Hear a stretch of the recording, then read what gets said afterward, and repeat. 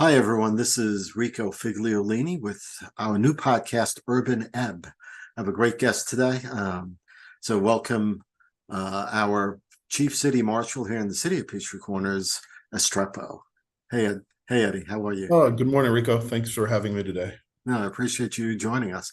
We're doing this in the middle between Christmas and New Year, so it's just people get a little understanding when this was being recorded. Um, and we're gonna, before we get into the show, though, I do want to thank our sponsors for being part of supporting us, our journalism, our podcasts, and the magazines. And that's EV Remodeling, owned by Eli, who lives here in Peachtree Corners and has a great company doing a lot of remodeling here in the city of Peachtree Corners, as well as the external areas. So evremodelinginc.com is where you can visit them, as well Clearwave Fiber. That does a lot of internet services for businesses. There's over 1,000 businesses, I believe, in Peachtree Corners that are serviced by them, if not more. They're a Southeast and national company handling internet IT services for a variety of companies. So check them out. Clearwave Fiber is their company name. So now let's get right down to it. You've been hired as Chief City Marshal for the city of Peachtree Corners. You joined roughly around November 13th. So it's been, a little over 6, 7 weeks. How does it feel? I know you've been, just so the people understand, you've been doing police work and for quite a bit of time, a few decades there. Yeah, for 26 and a half years prior to coming here, I retired as a major over special operations with the Gwinnett County Police Department. I was looking at your resume and you have a variety of broad experience in theft, in homicide, in gangs, in drugs. So tell us a little bit about yourself, Eddie. Yeah, absolutely. So I am what you call is one of those northern transplants. I was born in New Jersey, raised a little bit in Yonkers, then we came back over and kind of Wow. bounced around between the Lincoln Tunnel and the George Washington Bridge, all along that whole side of town, whether it was West New York, Fairview, Palisades Park, Ridgefield, that whole area, Uh, Birmingham. Talk about traffic. Yeah, absolutely. And so I was kind of the last holdout. Majority of my family had moved down to Georgia years, and I decided to go further north. So I ended up going up to Boston Oh, wow. for a couple years. And beautiful city, great. However, during that time, it was going to be difficult to get into law enforcement without prior experience or knowing people up there. It was just the way it is in Boston. And so I remember my brother giving me a call and saying, "Hey, it looks like they're doing a lot of hiring out here in Georgia. You may want to come down here and you may have an opportunity to get on law enforcement down here." So I did. I came down, I applied with several, and Gwinnett at that time seemed to be the right fit, kind of what I was looking for. Got hired on with them, and Yeah. 6.5 years later, here I am. Wow. So the city interviewed quite a few people, and when they decided to do the city marshal system, there was a lot of debate about what that would entail, what responsibilities you would have and stuff, and that the officers that being hired would be post certified. So for people that don't know, they would be there. Obviously, you're from Gwinnett Police, so you've had a background in police services, but even the other two marshals are post certified. That means that they've been certified to be police officers. In effect, you are police officers, just with a different agenda, if you will, or guideline. No? Yeah, absolutely. I mean, we have all the same rights. You know, every police officer, for you to be certified in the state of Georgia, has to have at least a minimum 10-week mandate. However, all of us went through 26 weeks initially with the Gwinnett County Police Department. They tend to do almost double, almost triple the amount of training than other agencies, I guess you could say. At Yeah. least the metro agencies tend to run their own academies and tend to do more advanced courses and things of that nature. So they came with, 26 weeks entering. And then, of course, all the training that you get along the way throughout the years when you branch off into, specialized units and things of that nature, you get into a more specific category of training. Yeah. So what of the experience that you have? So give me a rundown, like a bullet list of the type of experience you have. Yeah, And absolutely. So when I started, went through the academy, you graduate, you go through your field training, and that could take anywhere from 2 to 3 months. and you're riding with a more experienced officer, and they're kind of showing you the ropes. You get what you've learned in the academy, and then, kind of the practical side of how things work on the road. And so, you get through that. I think I tend to be, well, at least I was told that I caught on very quickly, because within about a year or so, I became an FTO, just because of how active I was, being, proactive out there, stopping cars, going out on suspicious people, making arrests, doing all those things. And at that time, there wasn't a lot of bilingual officers. I think it was me and probably two or three other, and we were abused a whole lot, obviously, because there's a big Latino population here in Gwinnett. Even back then, obviously, it's Yeah, grown for for sure. years. Yeah. But we would get called upon to do interviews and talk to witnesses and suspects, and I got to really get to know a lot of the guys in major felony and robbery and gangs. And I guess they took a liking to me. And so when those positions became available, I had built those relationships, kind of showed uh, my fortitude for for going after criminals. And so I was fortunate that pretty early on, I was selected to go to the gang unit, and then from there, robbery, homicide, and then kind of everything kind of went through there. And there's kind of like a progression, you say, as you go through your career. You get promoted. Sometimes you get to stay. Sometimes they want you to go back to the road and get that supervisor experience on the road. And then, when positions open up back in those specialized units, because you have that experience, they call you back. And so you can see kind of through my bio that, I would go be there for a short period of time in uniform, and then go back and be selected to a specialized unit. And that was kind of my career path. I would say I was that go-to guy when there was flare-ups with serious crime issues. I was the guy that they would come to try to get to resolve those things. And so I kind of I prided myself in it, grabbed it, and surrounded myself with a good group of people. And went after the criminals. Kind of the whole reason we became police officers, right? Wow. Yeah. It takes a certain type of person to be able to do that, and consistently and well. So certainly my respect goes out to you and your team. Latina. Well, what specific? I'm Italian by Yeah, heritage. yeah. So both my parents are from Colombia, South America. Okay. And you're first generation American, or were you Yeah, born? yeah. I was born stateside. Yes, that's correct. Okay, cool. You're joined by two other marshals, two other officers. Yeah. Same typical background, or do you? Are No, you? so everybody's have a little bit different. I mean, we could start off with our deputy chief, Johnny Bing. Johnny Bing did 17 years with Gwinnett County. He did his post instructor. He was in detectives. So he has a lot of that investigative experience, and he also has that post instructor training, which is very important, especially for us, since all the training and everything we go through, we have to have someone in the bullpen that's able to do all that, because there's requirements when we take our training and how that has to be, and that's all monitored and oversaw by post. And so to have him on the team is really, really good. A lot of his experience was in the realm of special victims, so elderly, child abuse, all those kind of not so great things. Yeah. I I helped out, but I never. I kind of stayed away from that side of the house when it came to it. It's just I don't know. He did a great job at it, so he brings that level of experience.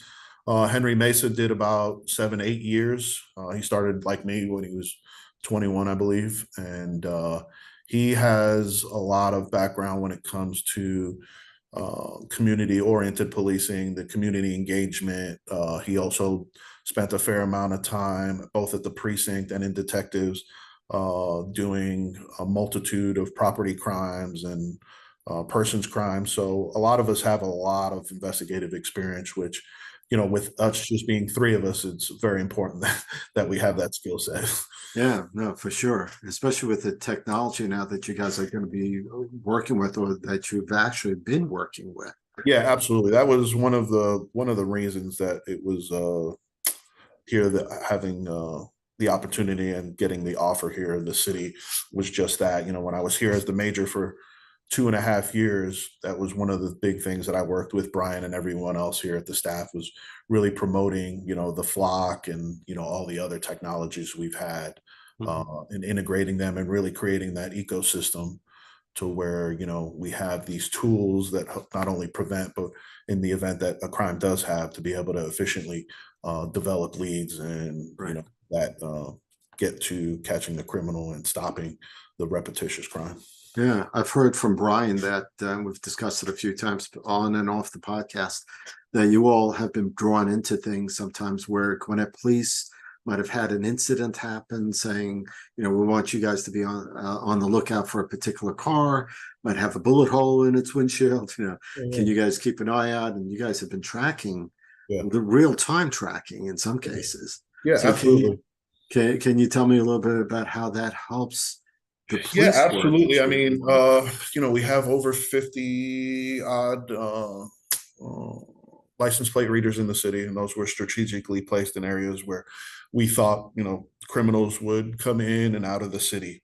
Mm-hmm. And so when there's an incident, we're able to go back to those, look in those areas. If we have some nearby surveillance or witnesses that would be able to say, hey, this is what the car would look like, or this is what we believe, match it up, and then, going back and looking at there and starting there with getting a vehicle, right? And then, you could hot list those vehicles. And that means, anytime that vehicle's moving, we would get alerts. And then that's helpful for us to be, pretty strategic and purposeful when we want to stop that vehicle, who's in it, and kind of just continue the investigation there, correct? So a lot of really good things there. So there's that portion of it. And then there's just other, different softwares and databases that we're able to access that help us develop leads. It's very hard to stay off the grid nowadays. Everybody, one way or another, unless you just pay straight cash, every day, you could drive down the road, and you can get on your own Ring camera, your neighbor's Ring camera, whatever it be, right? I mean, it's very hard today to be off the grid, I guess you could say, in the metro Atlanta area. I think if you're out in Calhoun, Georgia, or somewhere, it might be a little easier, but even there, I mean, they're starting to put up license plate readers. I mean, when you really look at it, I mean, we're all struggling when it comes to manpower, especially the bigger agencies. And so, it's one of those equalizers, right? The technology, cameras don't get burnt out. They don't call in sick, they're always up and running. They don't complain. So the more that you can put those things out and have as many eyes out there at all hours of the night. And then, when something does happen, you really do have something you could tap into and really move forward with generating a very. So how challenging is it? As I know, for example, the Forum has added cameras. Forum has had some issues a little bit with Lululemon. It's been a national thing just because of the brand name.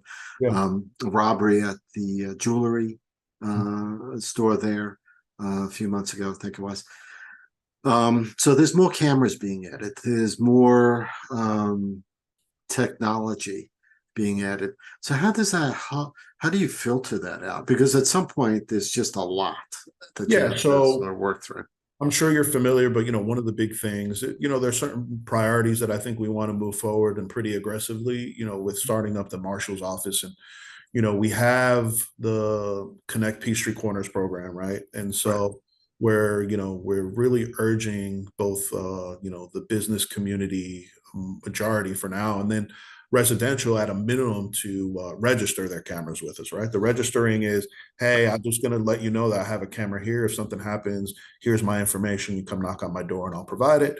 And then where we say the integration is, they're providing, those exterior forward-facing cameras on them to us for us to see and use those in our crime preventative and as far as utilizing us to develop leads, right? And so those are very big. That's one thing that, us coming on, that we're going to work really closely with, the businesses, apartment complexes, hotels, extended stays, especially those areas where, we have those flare-ups where, we just have more calls for service and repetitive things happen.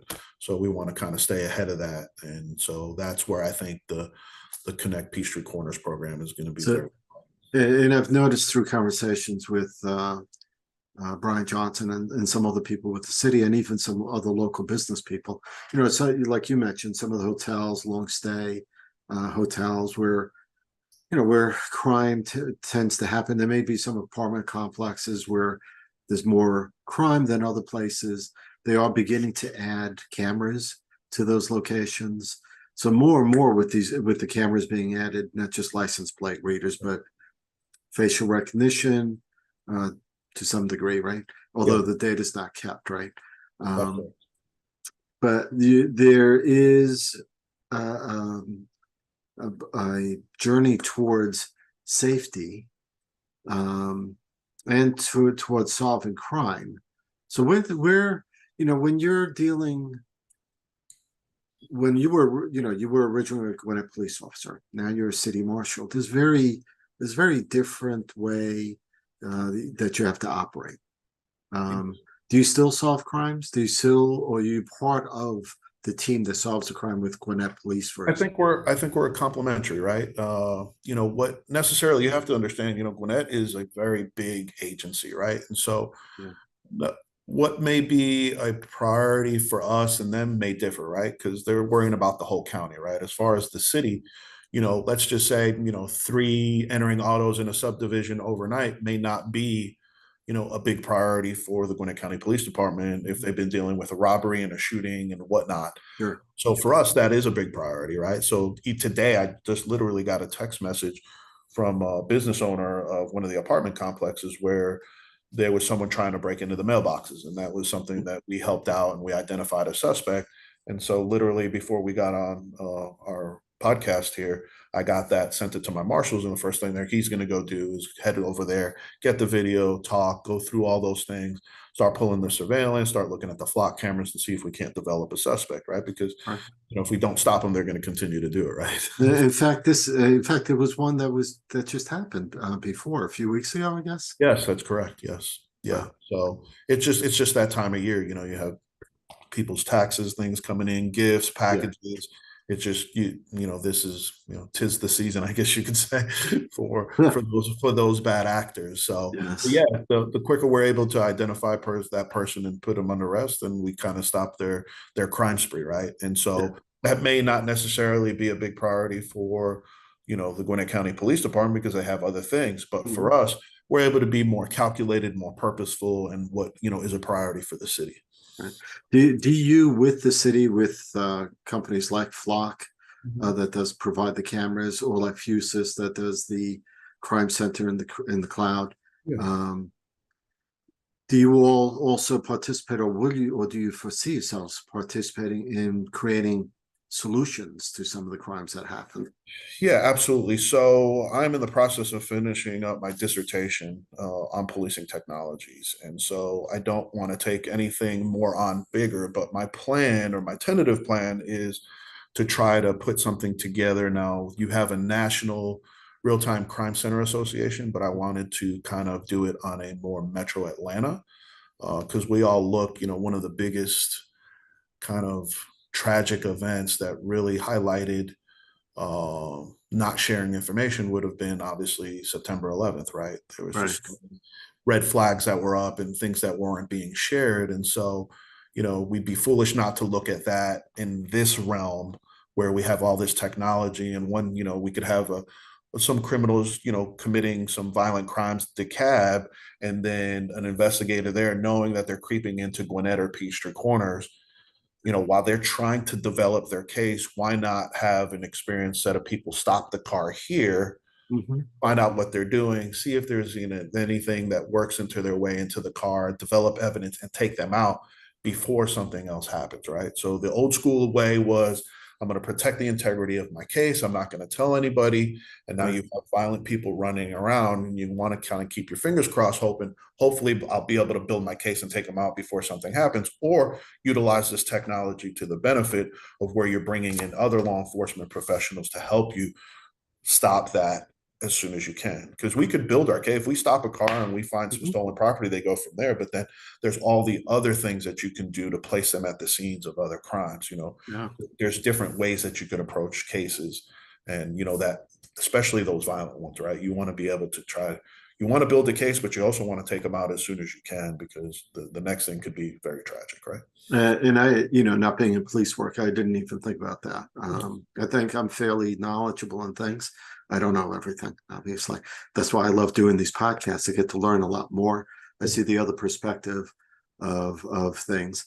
But like anyone else, I mean, I didn't realize that. You know, you I think people assume you arrest someone, they get out on bail usually, and you're working a case on it, but that doesn't stop them, right? Because it's a job to them, right? Absolutely. They have to make a living. They're going to commit other crimes because they're doing a risk reward type setup. You know, what's my risk? What's my reward?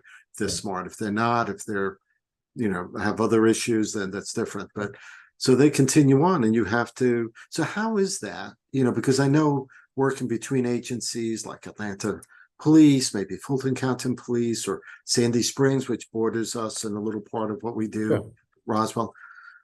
How is that in Johns Creek? That's another, you know, Yeah, for in an ideal scenario, we would all be kind of on the same platform, right? And I think you know, Fuses is doing a really good job at getting a lot of the different cities and counties on the same board.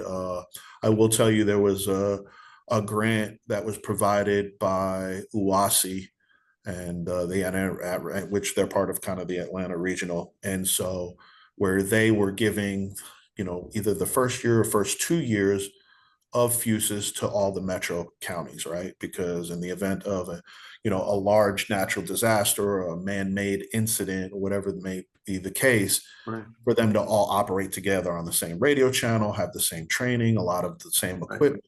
And so they saw that, you know, that was vital. You know, there was a lot of blind spots. If everybody has different, you know, separate systems, then we're not seeing, you know, the criminals don't respect those lines. And so no, we shouldn't either, right? yes, We should be one step ahead of them. And so it's vitally important for us to be all on that same sheet of music. And, you know, everybody's going to have different likes of certain equipment, certain technologies. But if the big basis that, you know, we're working off of is, you know, when a criminal comes out of Atlanta or South Atlanta and comes up to Peachtree Corners, if let's say Dunwoody or Dorville knows that they're entering auto suspects, well, they could hot list that vehicle for us to see, to be able to say, hey, it's 3 o'clock in the morning and a vehicle that's known to be tied to entering autos is coming into the city. Well, they're probably not. There's not a lot of things open at 3 o'clock in the morning in the city. So that would probably be a good traffic stop, a good conversation to find out who's in that car, what they're doing. They may find some tools, possession, you know, tools to commit burglary or entering autos. And, you know, we can kind of go from there. You can start with loitering and prowling and get into the car. They may have warrants. There might be stolen cars. So it's just a big snowball effect. But yeah, we would never know that if we're not sharing that information. right. So is it, you know, in an urban environment, this is what Urban Ebb is about, talking Yeah. about small cities, really, not the larger cities, but small cities like ours, 40,000 to 100,000 people. You know, police work is one thing, marshal work, because you're um, only allowed to do certain things because of the nature of what the marshal system is. Now that may change over the next decade, who knows, as the city grows, as things happen. Uh, but do you find that the parameters that you have to work in, is that a good thing No, I for think you so. right I now? think it allows us. I guess you could say unfortunately or fortunately, whichever way you want to look at it. Gwinnett County contractually has to respond to all the 911 calls, right? And, you know, that could be just a thing where call after call after call comes in. So all they're being is reactive, right? Where we, as the marshals, we get to pick and choose what a priority or what we want to dig our teeth into, right? So if it's an entering auto issue, if it's a quality of life issue, if it's, you know, we've had a spree of violent crimes here, all three of us could literally go, all right, for the next week or so, this is what we're concentrating on our efforts on, right? And we can develop those leads.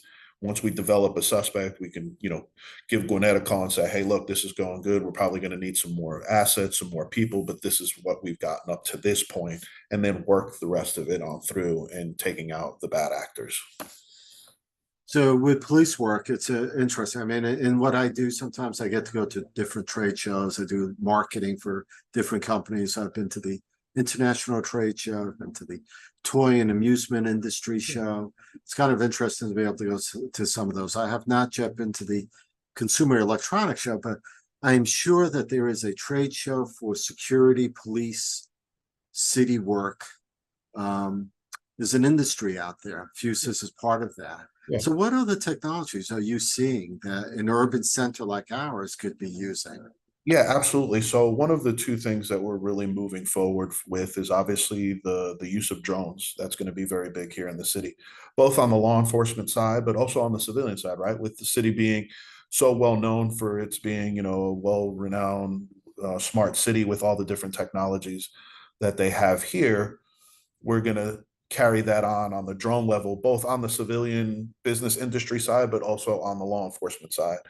And part of that, as well as us moving forward with having, I guess, not a real time crime center, because I think a lot of people think like it's going to be monitored all the time, but we will have and will be in the process of, we're bidding now, but to build out a center where all the different camera feeds will go into a room. Eventually, we would like to where we would get to no line of sight with the drones, right? Like Brookhaven, our neighboring jurisdiction down here, they're flying drones off the rooftops of buildings and responding to calls, right? Giving you that really good situational awareness. And so they're right down the road. I actually talked to Brian yesterday, and we're going out to a big drone conference. It's kind of a big international in April. All of us are going to go out there to see, but then we've carved out a day where we're going to meet with Chula Vista Police Department, and they're kind of the big innovators in the drone space and law enforcement. So hopefully we'll be able to spend half a day or a day out there and see from where they went conceptually to where they're known, where, they get visitors from all around the world that want to model the program that they got going on over there. So I'm a firm believer there's no sense to reinvent the wheel. If there's somebody that's done it out there that's time tested, then it's probably for you not to commit a lot of errors. You're better off going and seeing who's done it well, and kind of borrow things from them, right? All right, that makes sense. Sure. Um, with AI being part of what's out there now, we're actually through the magazine, through the publication, and in the podcast, we're going to be talking more about AI in business. Yeah. And how AI works with how different companies in the city of Peachtree Corners, for example, are using AI. Whether it's just to create a bot to do a simple thing, or they're using it to do sales, or maybe they're creating their own original use of that. Do you see city police work using AI at some point? The AI portion for sure. I think, a lot of the things and the cameras we move forward with, we want them to either have AI built into it, or if there be AI being able somewhere where that feed is being channeled to incorporate AI. And I'll give you an example. Let's say we're having some overnight burglaries of gas stations, because that happens, or of some of the supermercados that are in the city and things of that nature. And I say that because it's happened, right? Mm-hmm. But we could set up an AI on those cameras between, let's say midnight to 5:30 in the morning, right? And if a vehicle, a person, or anybody goes into that geofence that's on that AI camera, we would get an immediate alert, right? And that's the biggest thing. A lot of the problems that you have with in progress crimes is the alarm goes off, it goes to the call center holds on to it, then it goes over to trying to figure out what police department, who they need to call. And that's several minutes past, they're already in, out, and on their way, unless the officer just happens to be, driving by and sees it and is right on top of it. So that is huge in when we're able to do these geofences.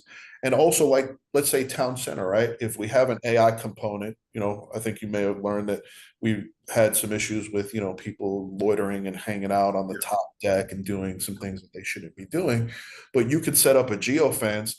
Once you can do it with cars or people, and then time. So if, there's going to be times where people are just going to go to have dinner at one of the restaurants, they're getting together and they're going, but you set it up for 10 minutes, 10 people or more, they start going to that space, and you go, something probably brewing, something bad's about to happen, and then be able to get that live feed.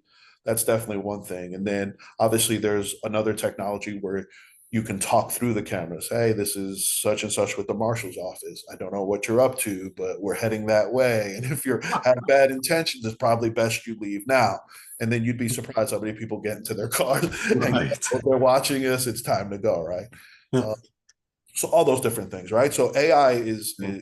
is a tremendous tool. I mean, it's just, you know, how much time does one have? What Yeah. problems one wants to tackle? Those are the things. I mean, that's the great thing of all these different crime fighting technologies. Do you find, Eddie, that when you go, I don't know if you're like me a little bit, but when I go to different cities based on my interest, things will pique my interest. So, I mean, when you go to other cities and visit other places, do you notice what other police force are driving, how they're handling situations? I'm sure you're seeing how other security police security forces Yeah. handle situations. Is Yeah. that helpful? I mean, do you look at that stuff? Oh no, most definitely. I mean, I think, with part of my dissertation and me just being a life learner and then just wanting to learn more about technologies and things of that nature, I have gone around to numerous cities. I mean, even in the local area, I've been to Duluth. Duluth has a very impressive RTCC center there that they monitor. I've been to Atlanta, Cobb, Orlando. I've been everywhere just because I want to kind of get a good feel on what the latest and greatest stuff is out there and what's working, right? Again, I go back to time tested and proved.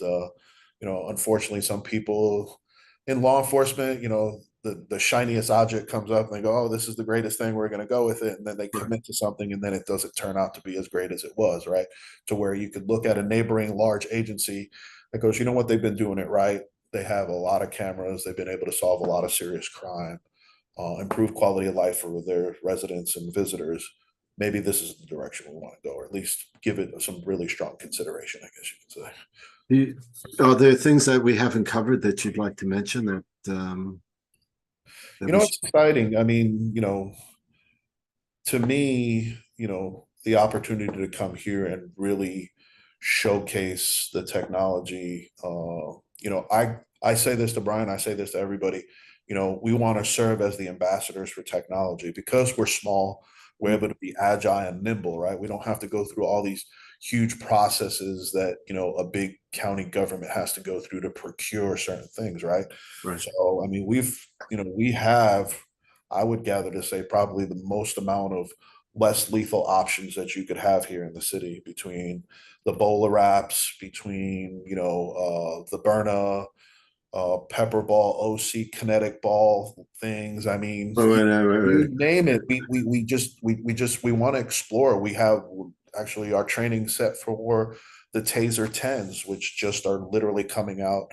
And Uh, what are those? So for so the Taser 10, so for tasers, it's basically, you know, the electronic weapons that, you would shoot into someone that has probes that would lock up their neurological system, I guess you could say. Mhm. And so for the longest time, it's always been kind of two probes. But with that, if you're running after somebody, they're moving around, the probes don't always hit. Right. Well, what Taser has done is they've kind of through their progression, now they have a Taser 10. And so the Taser 10 is just what the name says, there's 10 probes. And so if I'm running after someone, I could shoot the first probe. You have to at least have two good contact probes. So if for some reason I'm scaling a fence, they're running, they zig, I'm zagging at the time, whatever it may be, I'm Uh-huh. able to shoot enough times until I get a good Okay. connection, and then they go down, and then I'm able to affect the arrest. So Wow. just those type of things. But no, there's just so much stuff that's out here.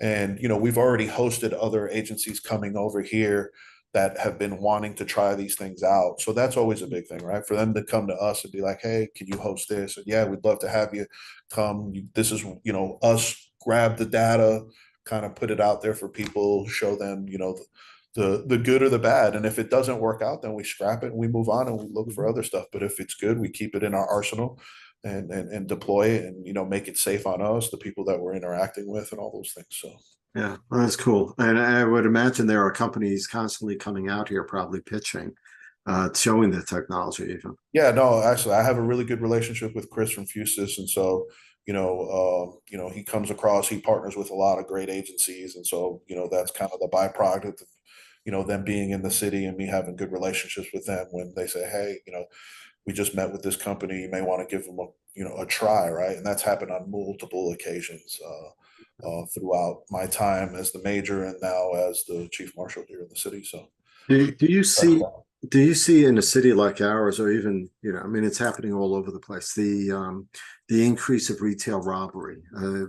So I think there was one stat that said 30% of robbery is retail robbery. Yeah. I don't know if there's any big solution. So you touched on something that, sometimes can be taboo, but which was facial recognition, right? And so I will say we're starting to see the pendulum swing the other way. And I say that in when you have a state like New York, where you're from and where I was, a small portion of my life earlier on, is these retail stores just can't absorb these losses. And so there is a big chain supermarket store up there that has literally put facial recognition in their stores. So when they have an individual that they've criminally trespassed or they've identified as a person, that person comes back into any of their supermarkets where they've been trespassed. An alert goes off, staff comes over there, they call the police. There has to be consequences. If there's not consequences, this is why we're seeing the problem that we're seeing, right? And so as long as you have those things in place, and I say, like, who would have thought today that we would be okay with going through a checkpoint and taking our shoes off, our belts, our watches, and all that other stuff? But that's what needed to happen Yeah. to prevent something, right? So Yeah.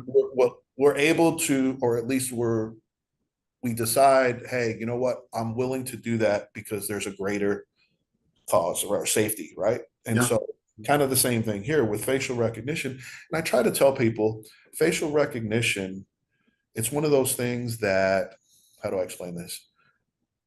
No police officer or anybody that would get an alert on facial recognition is going to act on that information alone. It's just a small portion of a puzzle. Like, let's say I ran facial recognition and I got, a hit back and it said it's 98% this is the person. Mhm. I would never go get a warrant based on a computer telling me that they think that's the person. I'm still going to do all my due diligence and doing all the things that my investigation would be. My first priority is, okay, if they're saying that person, where was that person? Was that person, could they have been in the state? Could they have been in the city? Is Right. their car tied to them? Were they working that day? Am I going to go check to see if they were at work at that day? All those things. I'm either going to dispel that or I'm going to prove that they were, and you move on. But I think people think that, this thing generates a potential individual and that we're just going to go, all right, put them on the list. Let's get a warrant. Let's get them locked up. That does not happen. And I think that's where I think a lot of people, with facial recognition have been. But if you look at airports, if you look at border patrol, they've been using facial recognition. Oh, yeah. Oh, you go to another country, damn well you're going through there and they're going to Yeah. be, face recognition. That's how those people I stay mean, safe in those very it, violent countries. for sure. In Europe and Interpol Yeah, definitely use yeah, that absolutely. because of terrorist activity. And Absolutely. we're not even talking about profiling anymore. No, Profiling is a thing of the past to some degree. correct. It's so, but you're correct. I've seen and heard the same thing. It's a tool, one of many things being used. So, but I'm glad that I'm glad the city's working towards that. I mean, we promote ourselves as a smart city with lots of technology. So this makes sense for us to be doing that. We've been talking with Eddie Restrepo, uh, Chief Marshal for the City of Peachtree Corners. So I appreciate you being with us. If Thank you. anyone out there listening has questions, Eddie can be reached through the city's website. Yeah. Certainly, they can reach. Is there a place, particular email or something you want to give out? Yeah, Or so if they'll just do the marshal's office, I don't have it in front of me, but if they just go to the city of Peachtree Corners and they'll go to the marshal's office, that'll take them to two of our vehicles. If they see them out and about, there's the QR code, they can scan it and that'll oh, take them really? directly to our website. When we're out and about, we'll have the Peachtree, Connect Peachtree Corners banners readily available, all those things. Again, we really want to heavily promote that.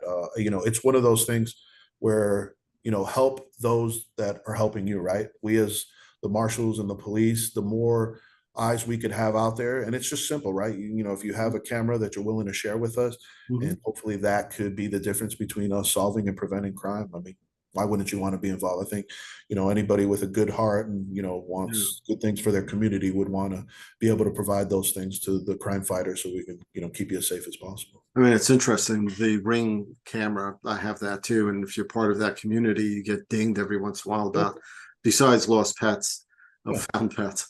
It's a bit of like, did you see these guys? They've been like in my driveway checking the locks on my doors or the door Absolutely. handles. So things are happening out there. Yeah. And we should, As we get the website and we get a little bit more active on social media, which you'll see that I'm working with Lewis, our communications director, to kind of really put together what we've been doing behind the scenes and moving that forward. We'll be able to be putting more of that information out through that. So, when we have those instances where, like you said, a series of entering autos, we could put that to the community. Hey, can you help us identify these people? Or, hey, we've had a spree in this area, lock up your valuables, be a little bit more vigilant in those areas, contact any suspicious activity, all those good things. cool. Well, thank you, Eddie. I appreciate you being on. Hang in there with me for a minute as we sign off. Appreciate everyone listening to this new podcast, Urban App, with our guest here, Eddie Restrepo, Chief Marshal at City of Peachtree Corners. Any questions, put it in the comments below, whether you're watching on YouTube or on Facebook. We'd love to hear from you. Thank you all.